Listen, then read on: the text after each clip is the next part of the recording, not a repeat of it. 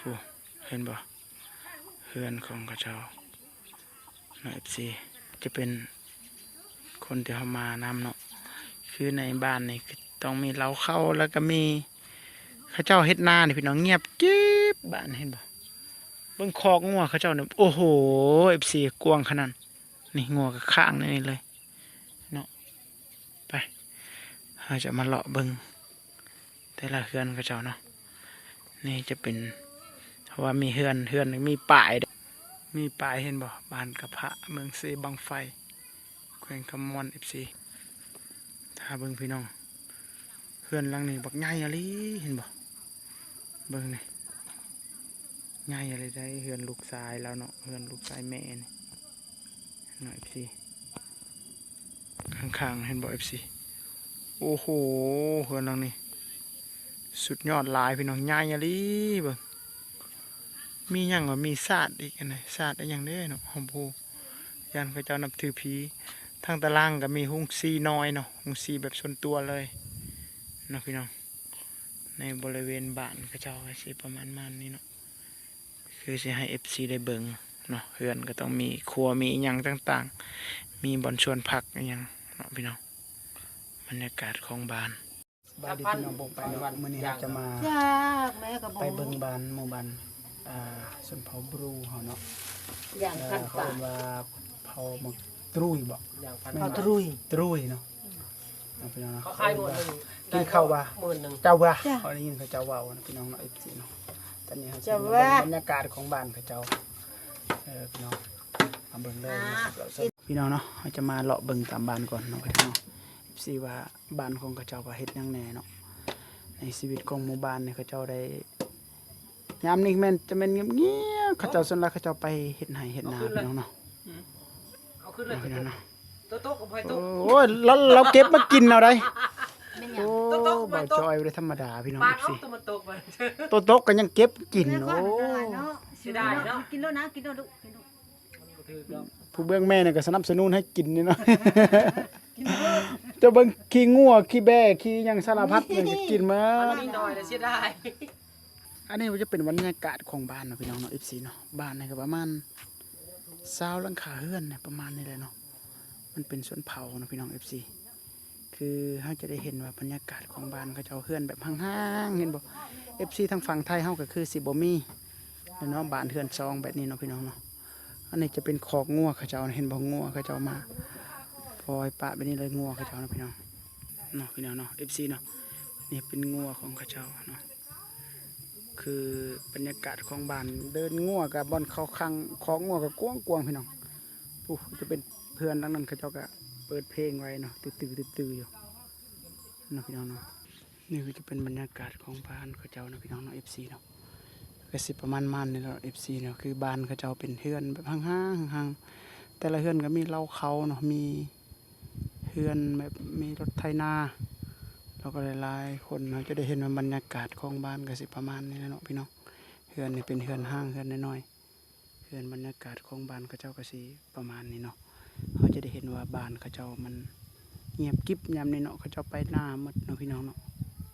นี่เขาจะมาขึ้นเฮือนแม่นี่เนาะแม่ที่เขาไปส่วนหาเห็ดปวกมือเว้นเนาะเราจะมาเบิ่งว่าเขาเจ้าเห็ดกินหยังอยู่เฮือนครัวเขาเจ้านะพี่น้อง FC เนาะบรรยากาศสิประมาณนี่แหละพี่น้องบ้านเฮือนของเขาเจ้าเนาะเป็นชนเผ่าบรูเนาะคือนี่คือหวกเลยพี่น้องเนาะแม่เพิ่นลางเห็ดเพาะที่เราไปหากินเนาะคือ FC ทางฝั่งไทยเราก็เคยกินอยู่บ่เนาะพี่น้องเนาะหวกเนาะที่น้อง2คนนะเขาจะไปสอนเนาะนี่ก็กำลังสิแกงหวกพี่น้องเนาะ FC เนาะอาหารแบบอยู่เขตน้องก็สิประมาณนี้แหละการหากินเพราะมันบ่มีอาหารที่เอาพี่น้องเนาะได้หลายได้พี่น้องเลยอ๋อโอ้เห็นบ่จนเกือบกระซามพอแล้วกระซามน้อยครึ่งแล้วพี่น้องเลยคือบรรยากาศที่เฮ็ดกินเนาะสิแกงหวกนะพี่น้องเนาะ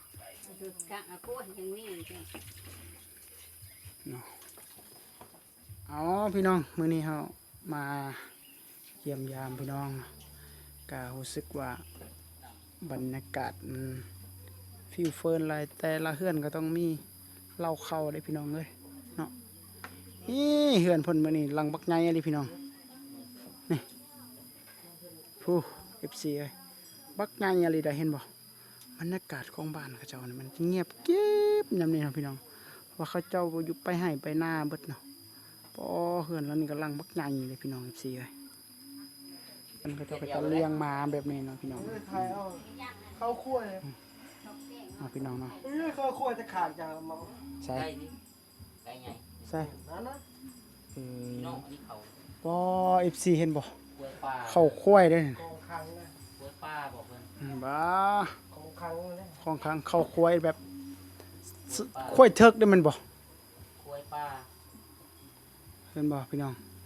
ควายเทิกพุ่นให้นั่นบ่เข้าควาย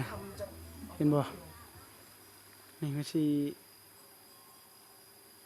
เข้าควายบ่แม่นแต่สมัยตะกี้บ่จักไงแม่นบ่โอ้ควายเทิกเด้เนาะควายดอนติแม่นบ่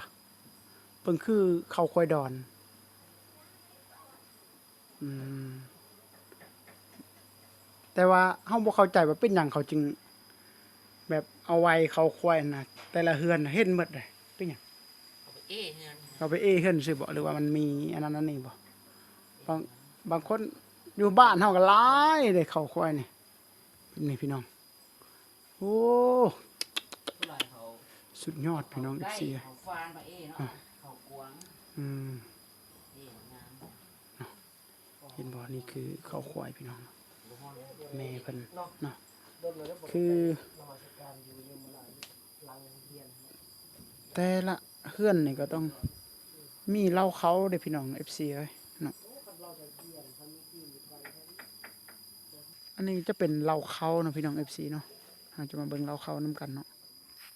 อันนจะเป็นเหล้าเขาเขาเจ้าเนาะเจ้าจะใส่กระแจเนาะมีเขาอยู่ในนี้เนาะเพราะว่าแต่ละเฮือนแต่หยังก็ต้องมีเหล้าเขาบางคนก็ไปเฮ็ดอยู่หน้าแต่ว่าส่วนหลักเขาเจ้ามาเฮ็ดอยู่บ้านเนาะ FC เนาะเพราะว่าคันไปเฮ็ดอยู่หน้าเที่ยงหน้าคือที่เก่าอยู่หน้าอยู่นั่นเขาเจ้ามักหลักเนาะบรรยากาศของเราเขาเจ้าเห็นบ่เขาเจ้าเฮ็ดเลื่อยแล้วก็มีเขาไว้ทางในนี่พี่น้องเลยเนาะพี่น้อง